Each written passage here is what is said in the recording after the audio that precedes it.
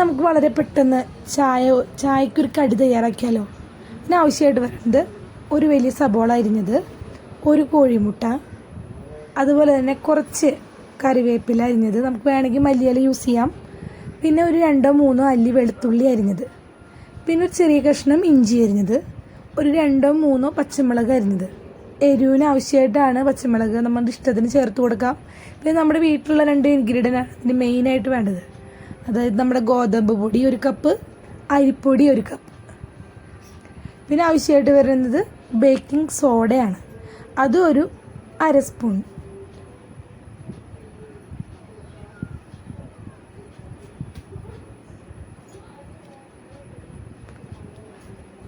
ചായ തിളയ്ക്കുന്ന നേരം കൂടി നമുക്കൊരു നല്ലൊരു ചായക്കടി തയ്യാറാക്കാം.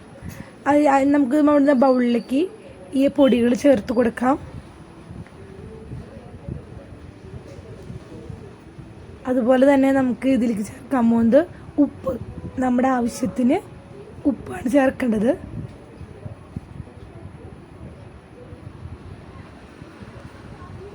അതുപോലെ നമ്മുടെ ഒരു 1/2 സ്പൂൺ പറഞ്ഞില്ലേ ബേക്കിംഗ് സോഡ, അത് ചേർത്ത് കൊടുക്കാം. അത് കൂടാണ്ട ഇതന്നെ മതി. പിന്നെ നമ്മുടെ മുട്ട പൊട്ടിച്ചൊഴിക്കാം.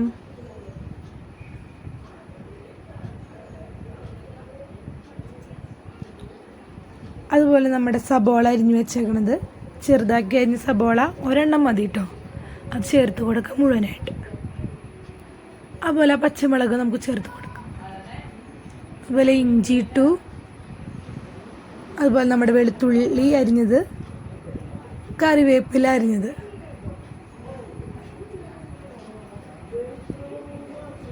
പിന്നെ ആവശ്യമായിട്ട് വരുന്നത് കുറച്ച് മഞ്ഞൾപ്പൊടിയാണ്, ഒരു 1/2 സ്പൂൺ മഞ്ഞൾപ്പൊടി മതിയാവും. ഇതെല്ലാം കൂടി നമ്മൾ നല്ലോണം ഒന്ന് മിക്സ് ചെയ്യുക. ഒരു പ്രത്യേക ടേസ്റ്റാണ് ഈ ഒരു 4 മണി പലഹാരത്തിന്. നമുക്ക് വളരെ പെട്ടെന്ന് കുട്ടികൾക്ക് ഇപ്പോൾ പെട്ടെന്നൊരു പലഹാരം ഉണ്ടാക്കണമെന്ന് പറഞ്ഞാൽ പെട്ടെന്ന് ഉണ്ടാക്കാൻ പറ്റിയൊരു പലഹാരമാണിത്. ചായ തിളക്കുന്ന നേരം കൊണ്ട് ഉണ്ടാക്കാൻ പറ്റിയൊരു നല്ല സ്നാക്ക്. പിന്നെ ഒരു ലേശം ഒരു 1/2 സ്പൂൺ നമ്മുടെ ഗരം മസാലയും കൂടി ചേർത്ത് കൊടുത്താൽ ഒരു പ്രത്യേക ടേസ്റ്റാണ് ഇതിന്.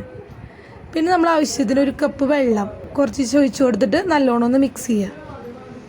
നമുക്ക് ആ ഒരു പാകമാണ് വേണ്ടത്.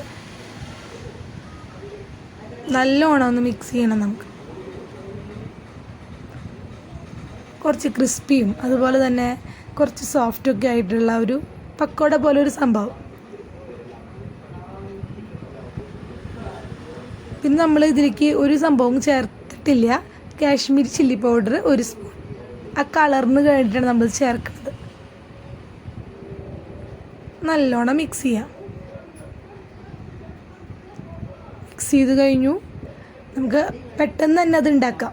അത് ഇങ്ങനെ റെസ്റ്റ് ചെയ്യാനൊന്നും വെക്കേണ്ട ആവശ്യമില്ല. നമ്മുടെ പാൻ ചൂടായി, ഓയിൽ ഒഴിക്കാം.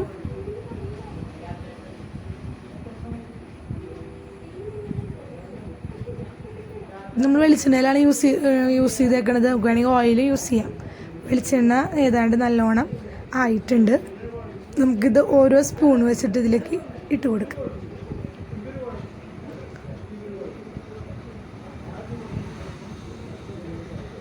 കുട്ടികൾക്കൊക്കെ നല്ലോണം ഇഷ്ടപ്പെടും. അതുപോലെ തന്നെ പെട്ടെന്ന് നമുക്ക് പണി കഴിയുകയും ചെയ്യും. വളരെയധികം ടേസ്റ്റുമാണ്. ആ സോസോ ഒക്കെ മുക്കി തിന്നാനൊക്കെ ആയിട്ട് പിള്ളേർക്ക് ഭയങ്കരമായിട്ട് ഇഷ്ടമാവും. ചൂടോട് കൂടി ഈ ലോക്ക്ഡൗൺ സമയത്ത് നമ്മുടെ മക്കൾക്ക് ഉണ്ടാക്കി കൊടുക്കാൻ പറ്റിയ ഒരു നല്ല വിഭവമാണിത്.